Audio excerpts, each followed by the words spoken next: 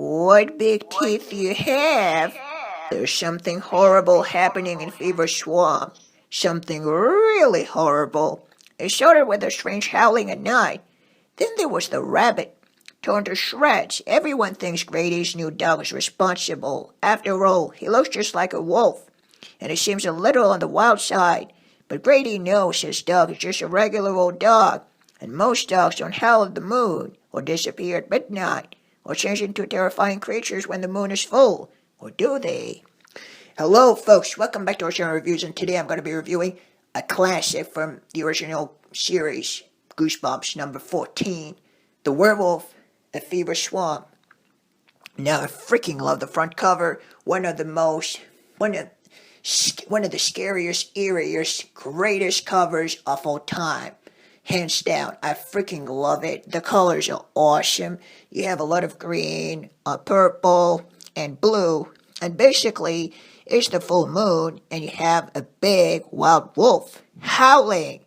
And the tagline reads, "Who's afraid of the big bad wolf?" And you have some green too, as I mentioned, contrasting with the title of the book, and of the purple and Goosebumps, the title. So basically, what is this book about? So, The Werewolf of Fever Swamp basically takes place in a swamp, if I'm not mistaken, and Grady, who is the main character, just moves into the new house with his parents, and they're in Florida, and his father is kind of, I believe he has that big, I wouldn't call it a farm, but he has that place with all these deers, and gosh, I forgot what he's doing exactly. I think he's into watching them and studying them, and there's a term for that. Perhaps I can find what it is exactly. He's a scientist, right? And yeah, so basically he's studying the effect of the swamp's environments, and when it comes to deers and wildlife in general, I believe. Sorry if I kind of messed this up, but I'm not really familiar with these things, so forgive me for that. So basically, what happens is that the swamp is huge, and Grady's gonna go explore, and at some point he even gets lost, I believe, and everything seems to be fine at first sight, but then he discovers some weird things which start taking place, like animals sort of torn, and mind you, this book is pretty graphic compared to some others, and not for the faint of heart, so just a little heads up. So basically what happens is that Grady gets convinced that there's a werewolf in the swamp, right? And I believe that he meets some folks there. Yeah, he has a sister named Emily, and there's a local boy named Will Blake, basically. And basically, they're having some fun together, and they're getting along pretty well. And they're making new friends. One in particular, I believe. And yeah, everything seems to be okay, but then there are some weird howling sounds at night. And the character Grady becomes convinced that this swamp is the haunting ground of a big bad wolf. So basically, he decides to solve the mystery for himself and discover the truth. And there's that big dog that shows up out of nowhere. His name is Wolf, because he looks just like a wolf. And this is how they name him. And they decide to keep him. And this dog may or may not be the Wolf of Fever Swamp. I don't want to give too much away, but that's pretty much it. And so yeah, basically after that, the character Grady is gonna try to really, after his parents become convinced that Wolf is responsible for the attacks on the other animals, Grady is going to try his level best to prove them wrong and to show them that he's not the werewolf of Fever Swamp. Again, may or may not be the case. You will only know by reading the book. This is the only way. Now, so basically, there's also, I forgot to mention, a hermit that lives in a shack, I believe, in the woods.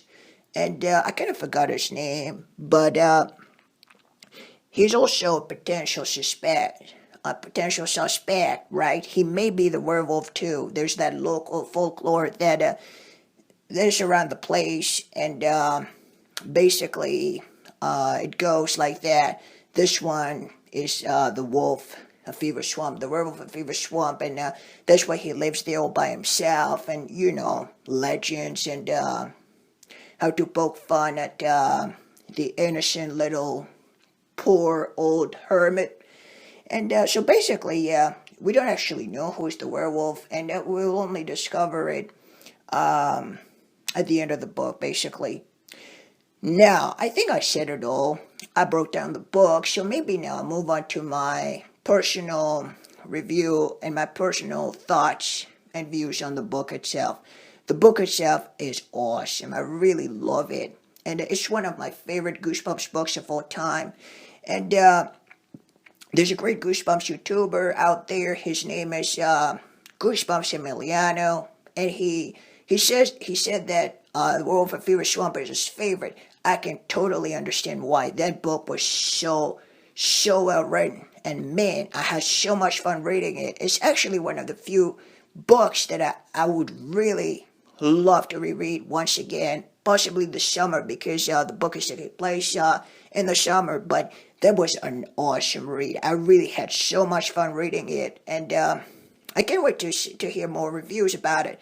And so that would be pretty cool, because this book is a masterpiece. I mean, if you like Goosebumps and you like werewolf stories, you're gonna love this one. And Stein is so good when it comes to werewolf stories, man. He's a master. And the place where it's at, a swamp in Florida, is the perfect place actually for this kind of story. Man, he really did it. He really nailed it. Congratulations, Stein. You did a marvelous job. Congratulations. So basically, yeah.